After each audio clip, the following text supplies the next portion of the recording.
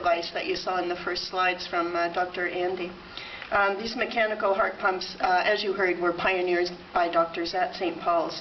And they're an example of the integration of care, research, and teaching, and how that leads to life-saving breakthroughs for patients such as Chelsie. So thank you, Chelsie, for coming today to share your story.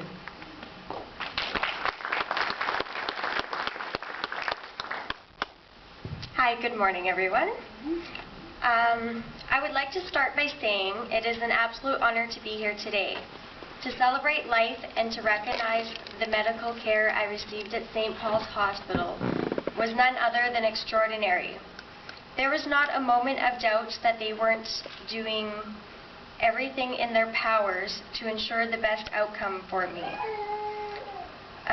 And they did not stop there, as they were very compassionate on an emotional level towards my family, whom I can only imagine the emotions that played as all odds were against me. Many at St. Paul's have a very special place in my heart, and I consider them second family. But before my life came to a screeching halt, I was a young and healthy woman with no medical conditions other than a history of asthma. I was born and raised in Calgary, Alberta, and the oldest of 4 siblings. I moved to BC when I was 16, and although my parents disapproved, I was not only determined but stubborn. I just lost my train of thought. I put myself through school and courses, and I followed my passion in the animal industry, working as a pet groomer and a vet assistant. I had also met a very special man in my life, which I married 3 months before I became very ill. I also followed my heart and became a mom and gave birth to a beautiful baby girl 4.5 months before I became ill. Little did I know that she would play such a huge role in saving my life, as if it wasn't for her, I likely would have not have gone into emergency when I did. The events that took place October 21st, 2010 will always be a day to remember. At 23 years old, I would have never thought, being so young and healthy, that I would have to think about dying, let alone my heart stopping at any moment. A couple weeks leading up to that day, I thought I had a bad case of the flu. If I had only known my extreme exhaustion, body aches, sore throat, and lightheadedness were all signs of my body shutting down. But I made excuses for every symptom to avoid the emergency room. As I blamed exhaustion on being a new mom, my body aches due to a new mattress, and a sore throat on the flu. I didn't listen to all the signs I was given to seek medical help, except for one. It was not until I could not even pick up Chloe, my 4.5-month-old. Thanks, baby girl. It was this that made me go into the ER at 3:30 instead of waiting for an appointment I had made with the family doctor at 6 p.m. I went into cardiac arrest at 5 p.m. As my husband drove me to emergency, the only thought going through my mind was, I hope they have something to give me so I can be back to mommy.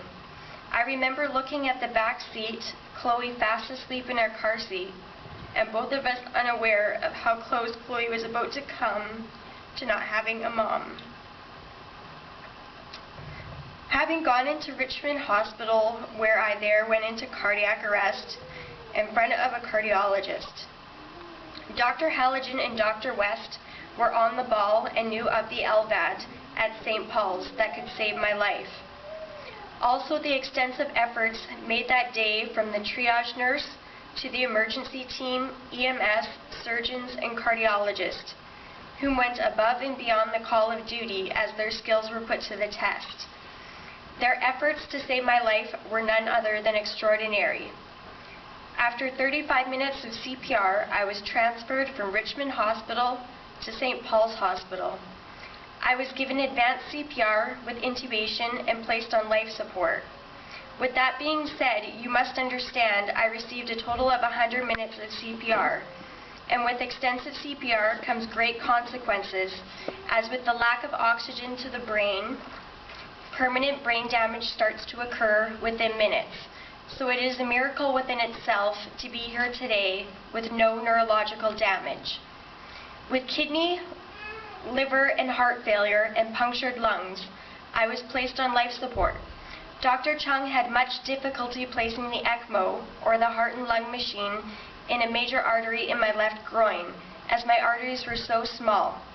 Eventually, unable to place in my left leg, surgeons came out to tell my family they succeeded in placing life support in my right leg, but my left leg was likely to be amputated. But thanks to an amazing efforts of a vascular surgeon who spent 7 hours repairing it, I have all my limbs today. Again, another miracle. Now being supported by machines and medications, everyone was hoping my heart would recover on its own. But it became apparent that it was not going to happen, in which case a device called the LVAD, or artificial heart pump, was going to be implanted in last efforts to save my life. On October 25, 2010, Dr. Bouchard and his amazing team spent over 10 hours operating on my heart and were able to implant the LVAD. There again was many complications and many heart surgeries before this was called a success. During surgery, I had excessive bleeding and several blood transfusions. I was taken back to the operating room several times following the implant of the LVAD due to complications. Because of all the excess fluid in my body and swollen heart, my chest had to be reopened to relieve pressure. It stayed open for 3 days before Dr. Chung was able to close it up. Again, another miracle.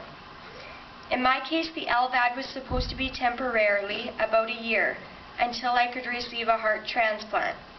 With the LVAD being placed and overcoming countless complications, they were able to wean me off anesthetic and take me off the ventilator. I awoke to find 11 days of my life went by and still a week before I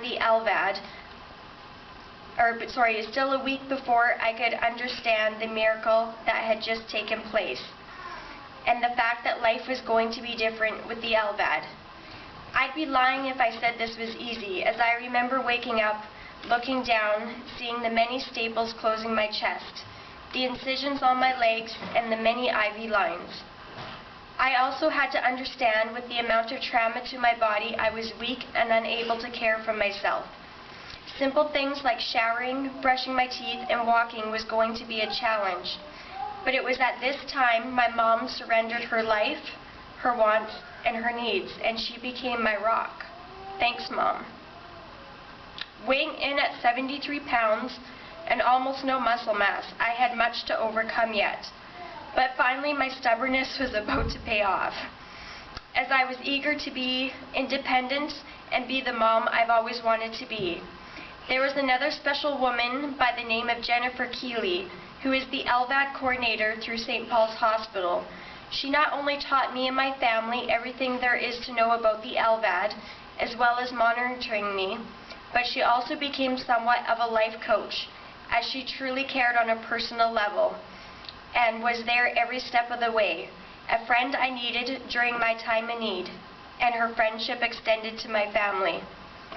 With much work and surviving a medical miracle, again I was blessed as my own heart recovered remarkably.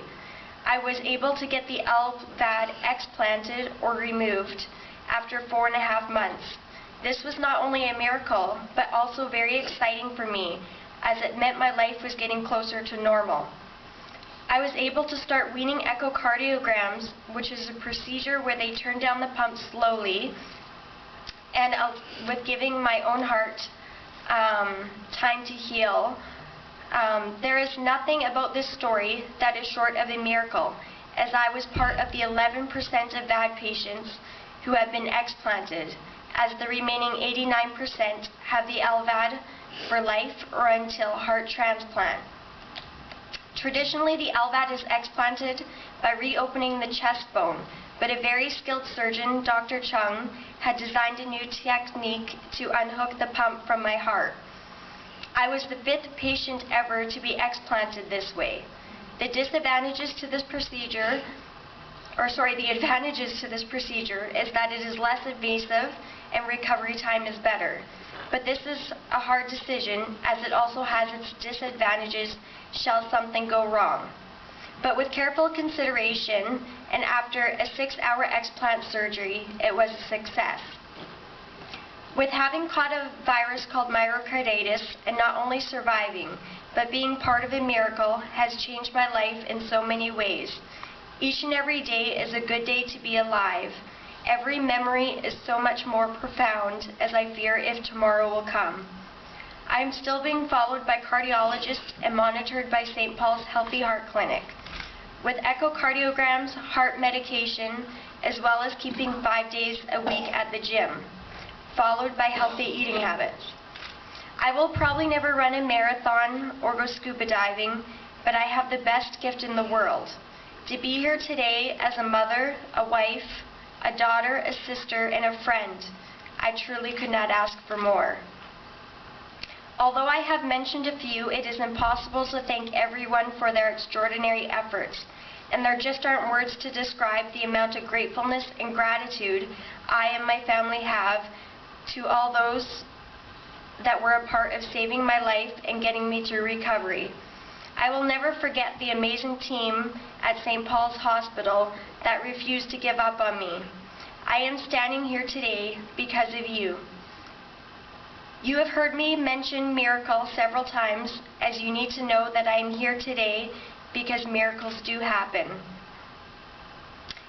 Faith and the power of prayer have a greater magnitude than we know, as there were prayer chains that reached across the world, from people I may never meet, but I am very grateful the Lord heard our prayers. Thank you.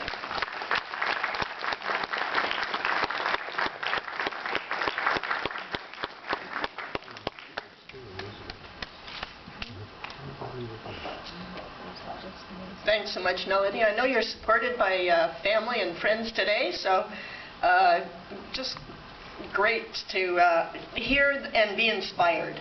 I mean, it's stories such as we've just heard from Melody that I think inspire our team on a daily basis at St. Paul's Hospital, knowing that we can make such a difference. So at the beginning I said 380,000 patients that we see on an annual basis, but when you see just one of those 380,000 and hear this story, it's just so powerful. So thank you. So we're going to move on.